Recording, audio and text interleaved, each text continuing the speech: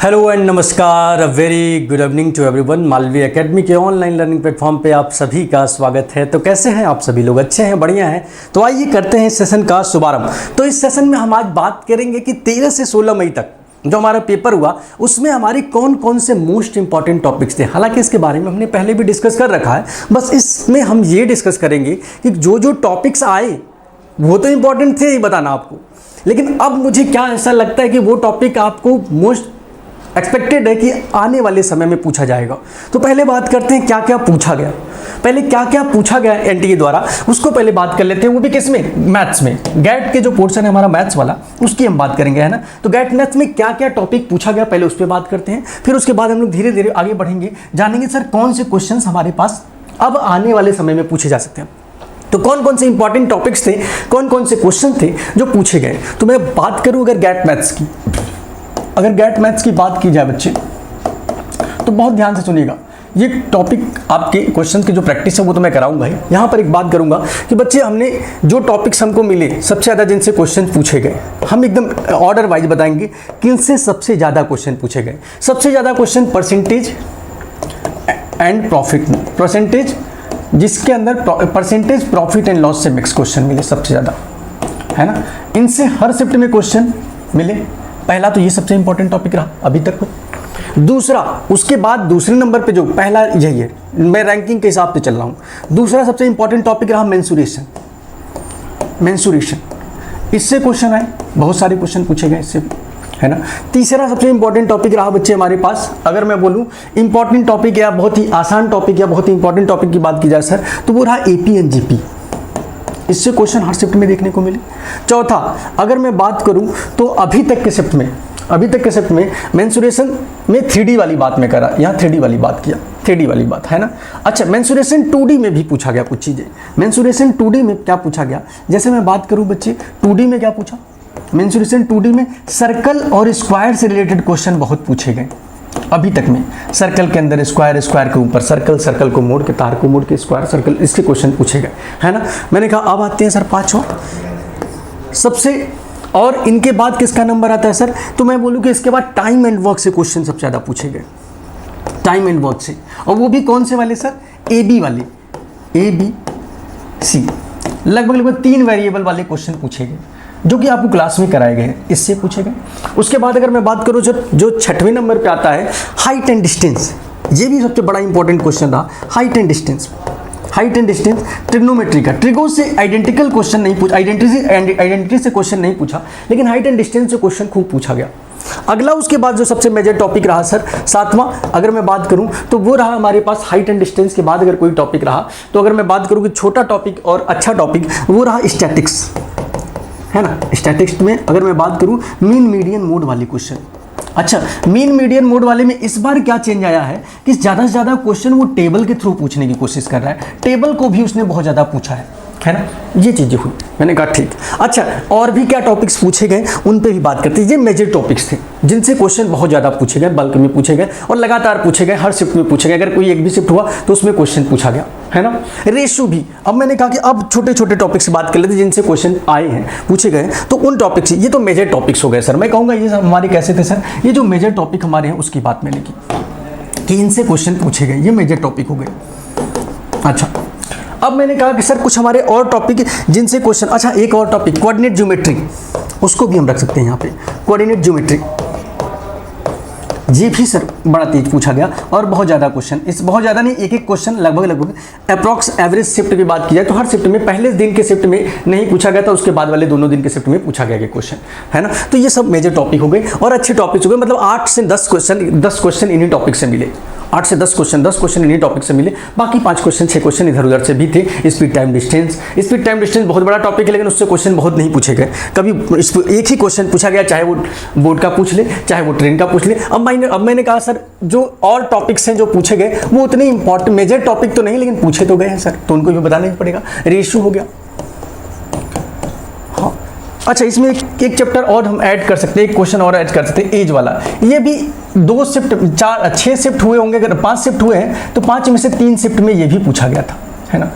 3 shift में as वाला question, ratio से रिलेटेड था ये भी, है ना। तो रेशियो से अगर मैं बात करूँ, रेशियो से एक क्वेश्चन रहा एज और उसको मिक्स करके, है ना, एज और नॉर्मल क्वेश्चन को मिक्स करके, है ना, एज और नॉर्मल क्वेश्चन को मिलकर रेशियो से भी एक क्वेश्चन हर शिफ्ट में रहा, है ना। उसके बाद स्पीड टाइम डिस्टेंस से बात करूं बच्चे, तो स्पीड टाइम डिस्टेंस में अगर मैं बात करूं तो क्वेश्चन इतना बड़ा टॉपिक होने के बाद भी क्वेश्चन इससे एक ही देखने को मिले, चाहे वो बोर्ड से हो जाए, एक क्वेश्चन दिया, अब वो एक क्वेश्चन किसी से भी पूछ रहा है, बोर्ड से भी पूछ ले रहा है, बोट एंड स्ट्रीम से, है ना, या फिर ट्रेन वाले क्वेश्चन अभी तक तो नहीं मिले, या फिर हमने कहा कि सर नॉर्मल स्पीड डिस्टेंस से क्वेश्चन, है ना, स्पीड डिस्टेंस वाले क्वेश्चन जो नॉर्मल होते हैं, नॉर्मल वाले क्वेश्चन इसमें से पूछ लिए गए अभी तक, है, इतने क्वेश्चन पूछे गए। मैंने कहा एसआई सीआई से, एसआई का केवल क्वेश्चन पूछा गया है, सीआई अभी तक इंट्रोड्यूस नहीं किया गया, अभी सीआई से एक भी क्वेश्चन नहीं पूछा गया है।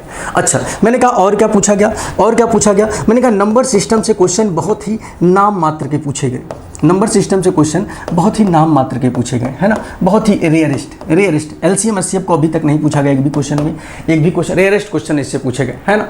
मैंने कहा सिंप्लीफिकेशन से भी क्वेश्चन बहुत कम पूछे गए, अलजेब्रा से भी क्वेश्चन बहुत, एक क्वेश्चन अगर मैं अलजेब्रा की बात करूं, अलजेब्रा की, तो अलजेब्रा से बच्चे आपको क्वेश्चन देखने को मिला है, लेकिन सर एक पर शिफ्ट में, हर शिफ्ट में एक क्वेश्चन, और इसमें भी सर बहुत नॉर्मल फार्मूले वाले क्वेश्चन अभी तक पूछे जा रहे थे, है ना, फार्मूला वो भी बहुत बड़े बड़े नहीं, छोटे छोटे फार्मूले पे।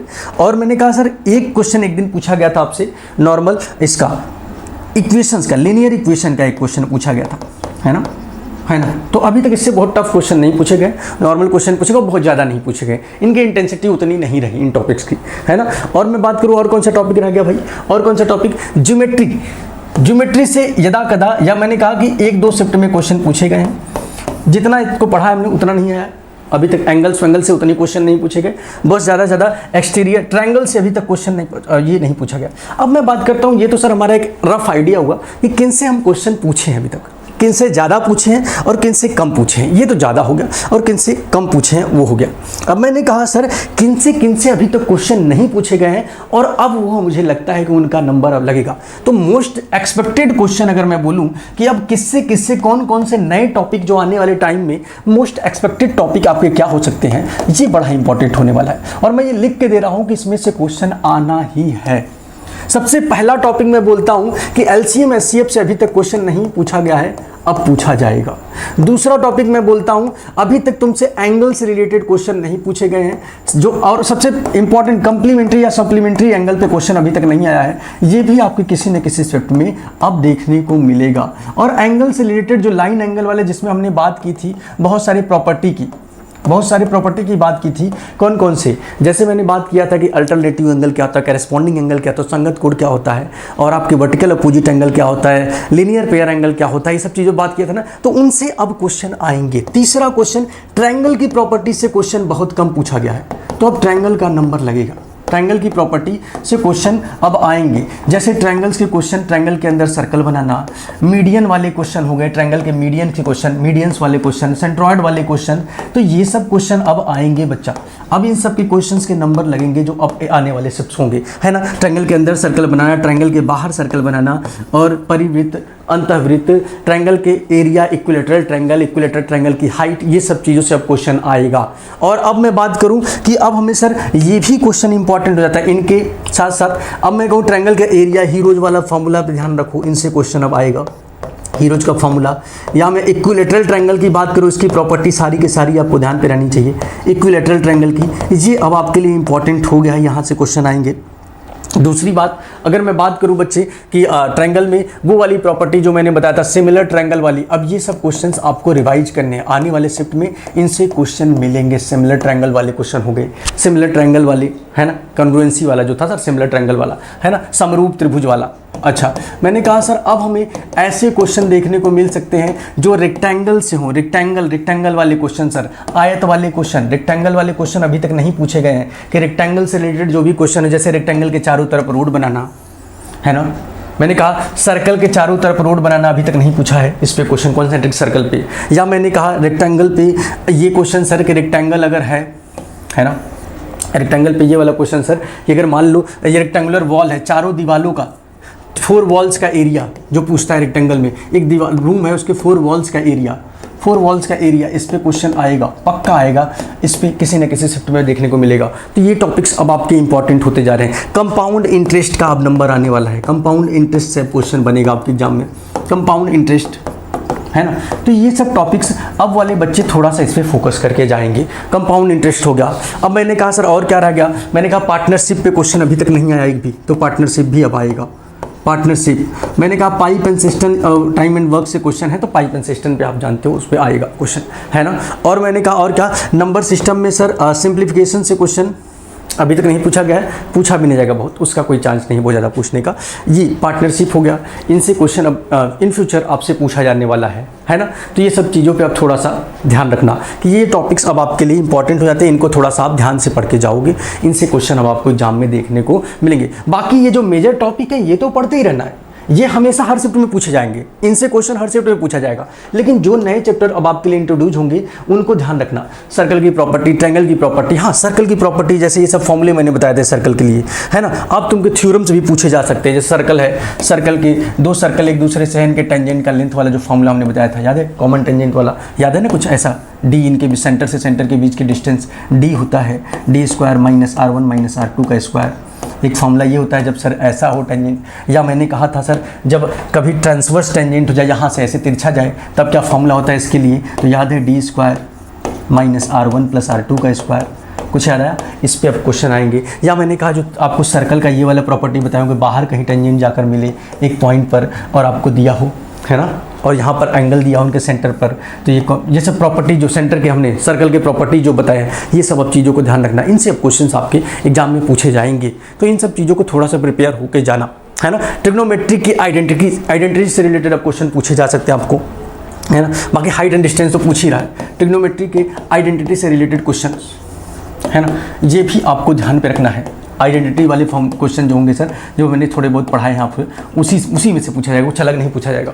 अलजेब्रा से जो फॉर्मूले हैं उनसे अब क्वेश्चन पूछने, अलजेब्रा से नहीं पूछ रहा था, क्वाड्रेटिक इक्वेशन अभी तक नहीं पूछा है, अब क्वाड्रेटिक इक्वेशन से क्वेश्चन पूछ सकता है ना, क्वाड्रेटिक इक्वेशन, है ना।